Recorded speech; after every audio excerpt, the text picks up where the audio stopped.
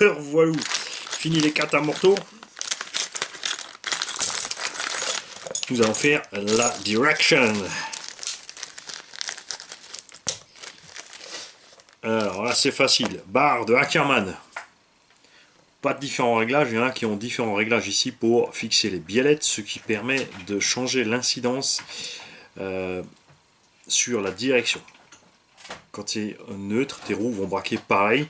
Plus tu décales vers le centre ou vers l'avant, plus il y en a une qui va tourner plus par rapport à l'autre, à cause évidemment d'un effet mathématique de longueur de biellette avec l'angle. Mais ça, je ne vais pas vous expliquer ici. On fera ça dans le coin du débutant, la direction. Sauf cerveau, en lui-même, toujours le même principe. Deux pièces cylindriques en contre-cône qui sont fixées comme ceci. Et quand tu as ici ensuite un ressort à l'intérieur qui va presser dessus, quand tu vas tourner, à un moment, la pression va être supérieure à la force du ressort et ça va se déboîter comme ça, tout simplement. Ça va faire tout simplement ça et le choc va être absorbé par cette pièce au lieu de par le cerveau ou la direction elle-même. Le montage là aussi c'est relativement simple, pas besoin de plan. Tu prends ton puits, puisque d'un côté tu as une empreinte hexagonale, tu la mets dedans. L'autre côté, tu mets l'autre bras de cerveau. La seule chose à voir, c'est selon le véhicule, si tu vas le mettre comme ceci ou comme cela. Ça dépend tout à fait de la bagnole. La plupart des bagnoles ont le cerveau qui donne sur l'extérieur. Ici ensuite la barre de Ackermann et ensuite l'autre côté. Il y a des engins qui ont par contre cette pièce à l'intérieur, le cerveau qui rentre par dedans, donc pour faire tout ça tout simplement plus étroit. Sur le ST Pro, c'est à l'extérieur. Enfin, je dis ça maintenant et dans 5 minutes tu vas me voir démonter. Tu mets le ressort. La partie ici c'est pareil, sur la bague tu as un sens pour mettre ton ressort. Là, il faut faire très attention, puisque tu as la pression du ressort à vaincre pour aller faire prendre le filetage, et ça, c'est pas toujours facile, puisqu'il ne faut pas à ce moment-là prendre de travers, sinon tu vas flinguer le filetage et bousiller ta pièce. Ça demande un petit peu de force et de délicatesse, pas toujours évident.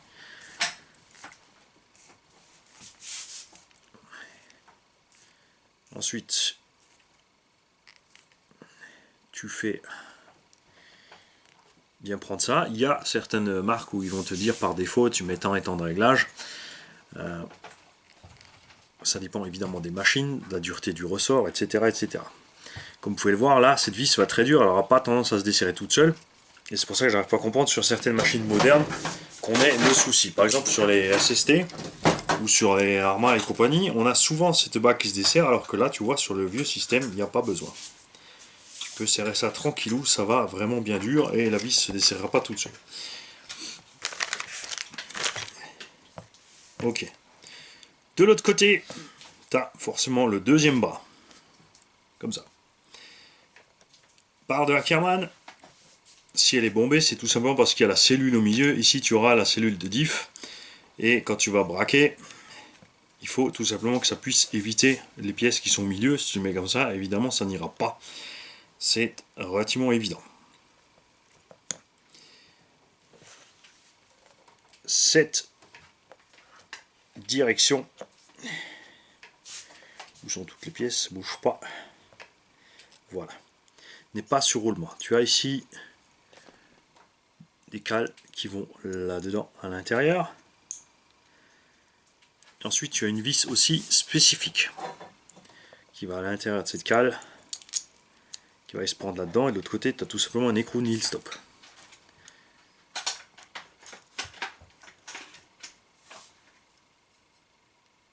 Là-dessus, tu te mets un peu de graisse pour rentrer l'écrou dans le plastoc, s'il veut bien coopérer. On a une petite bavure.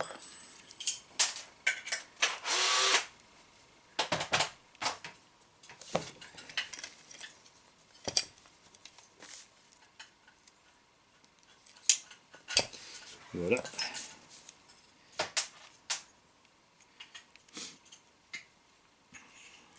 Donc entre ces deux pièces, tu mets un tout petit peu de graisse.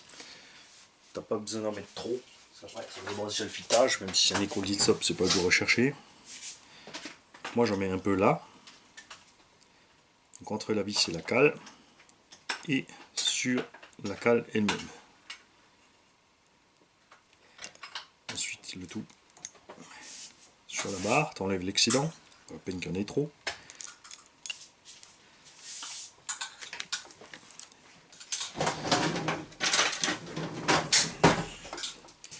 Il y a des directions comme ça qui ont tout simplement des roulements à cet endroit là. Moi perso je suis pas spécialement pour avoir des roulements à cet endroit là. Je trouve que les cales métalliques là font très bien leur travail. C'est rare d'avoir une usure suffisamment prononcée sur ces pièces pour qu'elles soient complètement déglinguées. Alors soit tu as un jeu mortel au départ, comme c'est le cas sur beaucoup de machines. Ici tu vois, t'as pas beaucoup de jeu. Alors tu serres pas trop fort, c'est un écrou Glitsop et on voit bien le filetage qui dépasse de la bague en caoutchouc. Faut que ça puisse se promener tout seul, tranquillou, sans forcer, mais pas trop libre non plus. C'est un peu comme les barres stab. Il faut un tout petit peu de feeling. On va faire pareil de l'autre côté.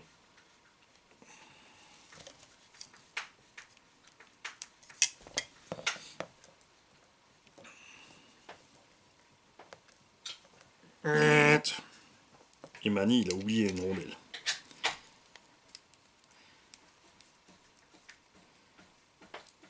Ça aussi, ça dépend des constructeurs. Il y en a qui en ont, il y en a qui n'en ont pas, etc., etc.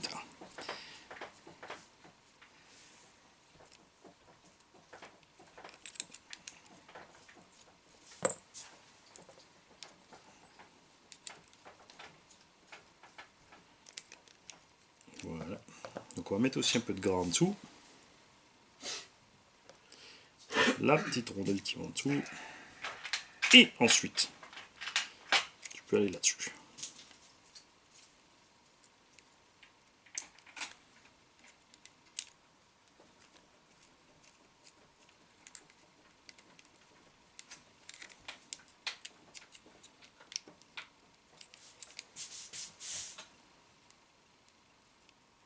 Du coup, cette rondelle te permet de serrer plus fort cette vis, puisque tu as le puits là, de cette vis là, cette partie là, regarde, qui va buter sur cette rondelle.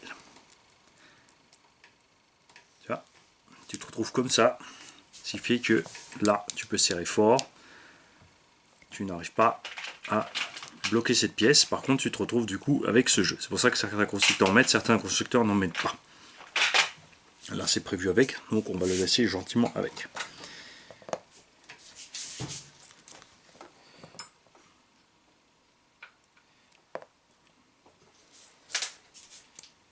Voilà.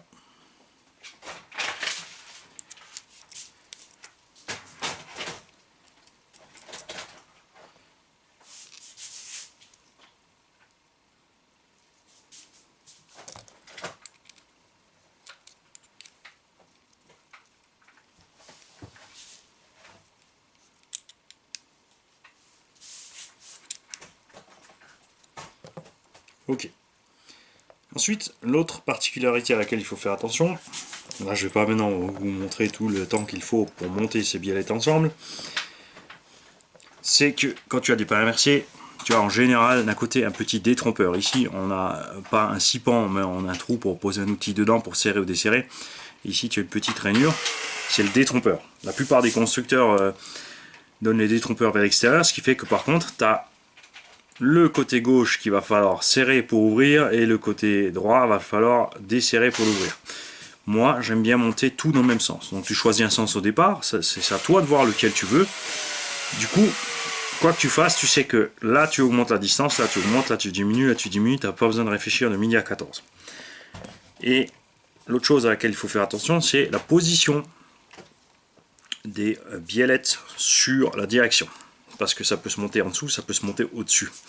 Donc sur les véhicules, c'est en dessous ou au-dessus. À voir le débattement de suspension. Si tu le mets au mauvais endroit, tu vas en compression ou en pleine décompression de la suspension modifier l'angle de la roue. Si tu la mets au bon endroit, normalement ta roue va rester relativement droite. Il y a des constructeurs qui maîtrisent parfaitement ça, il y en a qui ne maîtrisent absolument pas ça, comme Obitech par exemple sur la BX1R.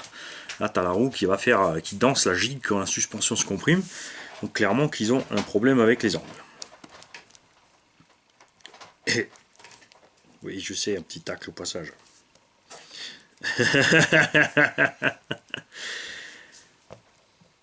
Pareil au niveau de la fusée, hein. Il y a certains véhicules, ça va se monter sous la fusée, certains dessus. Il y en a qui ont des rotules qui ont, tu vois, comme ici, un sens. C'est-à-dire que ta rotule a un puits d'un côté ou de l'autre. Donc selon comme tu le montes, tu augmentes ou tu diminues la distance entre la pièce et la rotule. Et ça va influencer là-dessus. Donc là, il faut voir selon le constructeur. Dans certains cas, sur certains véhicules, il faut augmenter la distance ou la diminuer pour être un peu mieux. Les puits de direction, c'est ces pièces-là. Là-dessus, se mettent à direction. Ça va directement sur le châssis. La plupart du temps, les vis sous le dessous sont montées à la Loctite bleue, voire rouge, donc très dur à desserrer. Donc méfiez-vous, si vous n'arrivez pas à desserrer la vis par le dessous, ne forcez pas, c'est plus simple de faire tourner le puits. Évidemment, là, c'est pas faisable puisqu'on est parfaitement cylindrique. Le puits, l'embase du puits est cylindrique, on sera à plat sur le châssis. Il n'y a pas d'empreinte, donc il va tourner avec. Comme tu as ici l'empreinte du roulement en haut en bas, tu peux prendre avec une pince au milieu. Il y a des puits ici qui sont tout simplement à 6 pans, donc tu peux mettre une clé plate. Et il y en a qui sont ovaloïdes, que tu peux mettre tout simplement dans une empreinte qui est sur le châssis. Là, c'est pas le cas. Donc vous fixez ça au châssis après, vous glissez la direction dessus. Ensuite, moi je vais aller préparer les biellettes et on se voit tout de suite pour l'installation du diff central sur le châssis. Ensuite on fera la cellule arrière, montage sur le châssis, et la cellule avant, ou alors cellule arrière avant, montage sur le châssis. Je sais pas encore, ça tu découvriras tout seul dans la suite.